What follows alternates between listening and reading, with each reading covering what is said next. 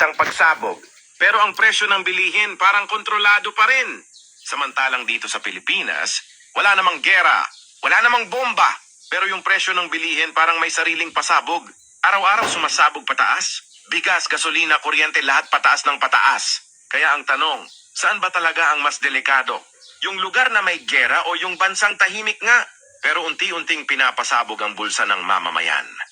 Bakit sa Middle East, halos araw-araw may balitang pagsabog. Pero may balitang pagsabog. Pero ang Tama yung sinasabi nun. Bakit naman daw sa Middle East, maraming pagsabog? Sa Pilipinas, walang sumasabog, pero sabog ang bulsa ng mga mamamayan. 'Di ba?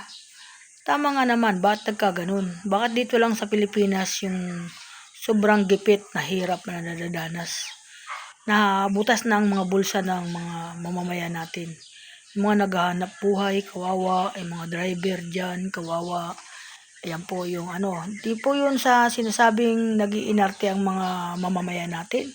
Ito po talaga yung nangyayari sa sinasabi na yan, na sa ibang bansa, maraming sumasabog. Sa Pilipinas, wala naman sumasabog, pero sabog ang mga bulsa ng ating mga mamamayan. Lalo na yung mga mahihirap at mga driver dyan nga. Kapos palad din yan, nga nagdadrive din, may mga boundary ang mga sasakyan na dinadrive nila. Na pagdating sa pag-ubos ng gasolina, ipapakarga lang lahat ng kinita nila sa kanilang pagdadrive, sa kanilang sasakyan. Saan pa lulugar nga naman sila? Lahat ng kita niya sa kanilang pagpapasada napunta po sa gasolina. Kaya iyan po yung atin pinagtatakahan ngayon kay bakit nangyari sa atin mga yan. Totoo naman yun, hindi natin masisisi ang natin dahil hindi naman niya alam yun na may mangyayari na ganun. Biglaan lang yan. Kaya ayan, dahil diyan sa mga na yan, yan ang dapat tinatapos na nila yan at wala naman din mapapala. Puro kamatayan lang ang mapupuntahan. Di ba po? Kaya sa lahat po ng atin mga kababayan, yan po yung ako'y nanonood lang dito at ginagawan ko ng reaksyon to. At para din kahit paano may matutunan tayo dito. Kasi dito lang ako kumukuha din ng lakas. Kasi kami po, isa din kaming sira dyan sa nangyayari ngayon dahil di na po kami makapaghanap buhay dahil sa sobra po mahal ng gasolina. Kaya hininto na po namin yung aming pagtitinda. May paninda po kami pero paano naman kami magtitinda kung malulugi lang kami? Magkano lang ang tinubo at hindi pa pumapayag yung mga suki na magtaas din kami ng paninda. Hindi po kami nagtataas ng paninda. Ayan po yung nangyayari guys. Ayun. Kaya sa lahat po ng mga idol dyan, sana po magtulong-tulong tayo manalangin dito sa nangyayari at sana pakinggan ng Panginoon. Ayan po. Yun po yung aking hangad na ako, 3 beses na ako nananalangin sa isang araw para makasurvive lang dito sa ating mga kahirapan na nangyayari. Ang mahirap pa niyan, wala na tayong, mawala yung sa sobrang taas ng gasolina, mawala na yung kuryente natin. Yun po yung kasi damay-damay na po yan eh. Damay-damay na po lahat yan eh. Lahat po ng mangyayari. Nandiyan na yan, dikit-dikit na yan eh. Ayan po, kasi yung ating kuryente, gumagamit din po yan ng mga ganyan. Lahat yan, mga eroplano, gumagamit din po yan lahat ng mga sa lahat ng kaya ayun na po yung yung atin mga iniisip ngayon. Di bali tayo kahit papaano yung kagaya nito sa amin, may kahit papaano mayroon naman kami na sasakyan. Kung sakaling mawala ang mga sasakyan, mayroon po kaming ginagamit na tricycle. Ayan po. Kaso lang kailangan mag-stock ka din ng gasolina kasi pag naubusan din po ng laman yung tricycle, magkano lang naman yung laman yan. Ay hindi rin makakatakbo yan. Hindi naman pwede lagyan natin ng tubig yan. Marami nga mga tubig, hindi pwede ilagay natin sa ating mga sasakyan. Sa totoo lang, importante talaga yung gasolina. Dapat yan talaga pagtutuunan talaga kasi sobrang kahirapan natin ngayon. Yan po. Yan din po. Pinisip ko din po. Sabi ko, ba't kaya apektado ang lahat? Ay grabe, bigas po, napakamahal na ngayon. Ay wala na pong murang bigas.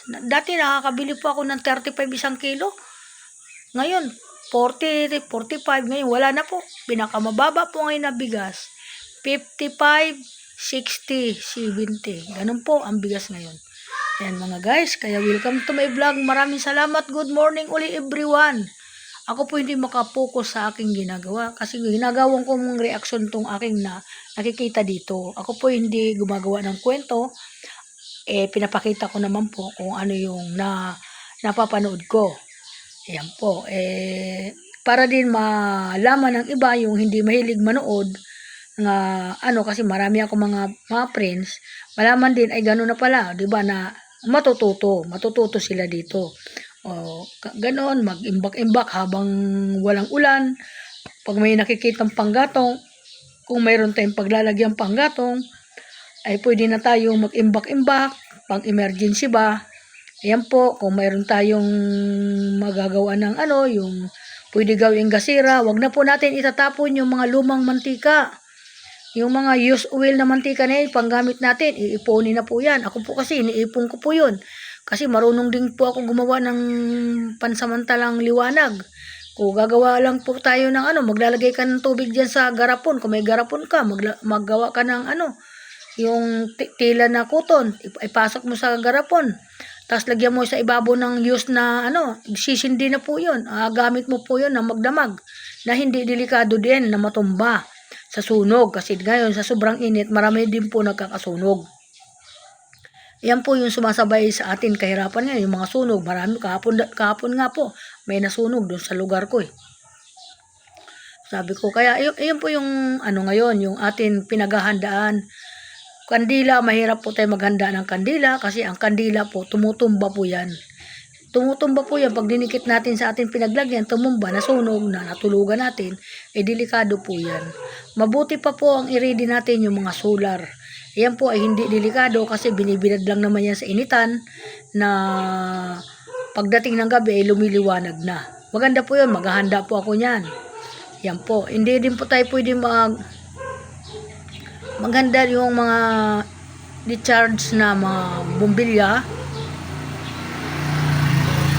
Meron po yan yung decharge, yung bumbilya. Meron din po ako yun sa bahay. Nakakabit na po yun sa pader ko. Hindi din po din yun. Kasi alam mo kung bakit. Pwede din po yun. Kung nangyari na walang kuryente. Paano man natin mas-charge yun? Diba? Hindi. Ang pinaka-importante ngayon, mga solar.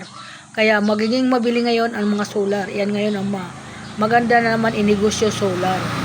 Yan po mga guys, welcome to my vlog. Maraming salamat. Yan, nakakuha na naman ako ng idea dito. Kasi dito lang po kumukuha kung paano ako matututo. Yan, bye-bye.